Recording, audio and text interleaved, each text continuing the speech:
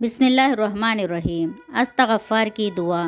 جس نے یہ دعا کی اس کے سارے گناہ معاف کر دیے گئے۔ زید رضی اللہ تعالی عنہ سے روایت ہے کہ رسول اللہ صلی اللہ علیہ وسلم نے فرمایا، جس نے یہ کہا تو اس کے گناہ معاف کر دیے جائیں گے، چاہے وہ میدان جنگ سے ہی کیوں نہ بھاگ گیا ہو۔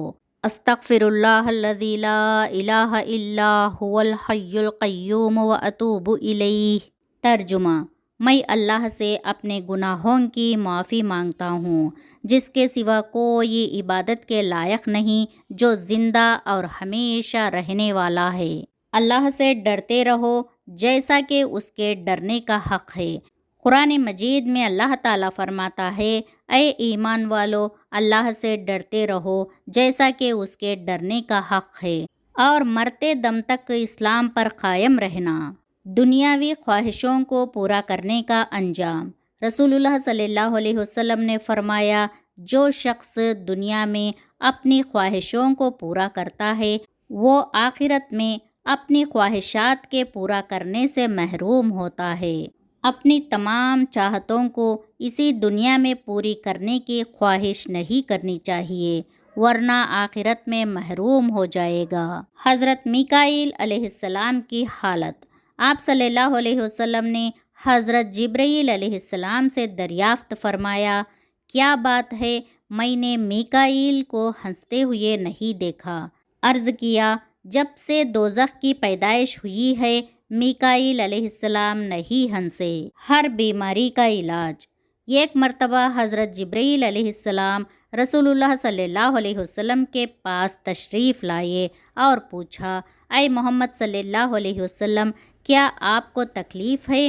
رسول اللہ صلی اللہ علیہ وسلم نے فرمایا، ہاں۔ تو جبرائیل علیہ السلام نے یہ دعا پڑھی۔ ترجمہ: اللہ کے نام سے دم کرتا ہوں ہر اس چیز سے جو آپ کو تکلیف دے، خواہ کسی جاندار کی برائی ہو یا حسد کرنے والی آنکھ کی برائی ہو، اللہ کے نام سے دم کرتا ہوں۔ ناک، قدرت الہی کی نشانی۔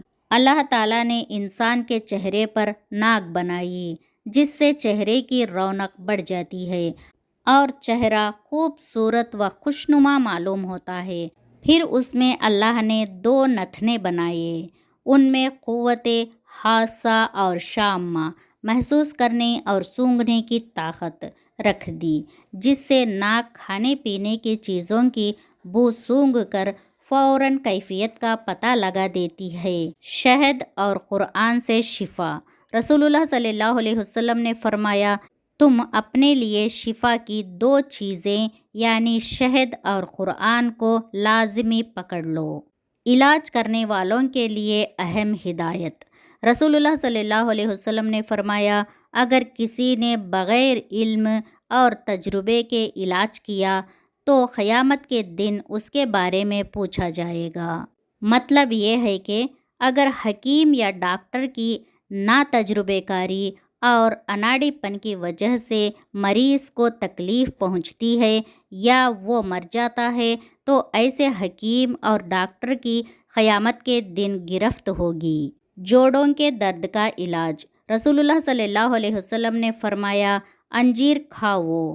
پھر اس کی اہمیت بتاتے ہوئے ارشاد فرمایا، اگر میں کہتا ہوں کہ جنت سے کوئی پھل اترا ہے تو یہی ہے، کیونکہ جنت کے پھلوں میں گٹلی نہیں ہے، اور انجیر کا یہی حال ہے، لہٰذا اسے کھاؤ، اس لیے کہ یہ بواسیر کو ختم کرتا ہے اور جوڑوں کے درد میں مفید ہے۔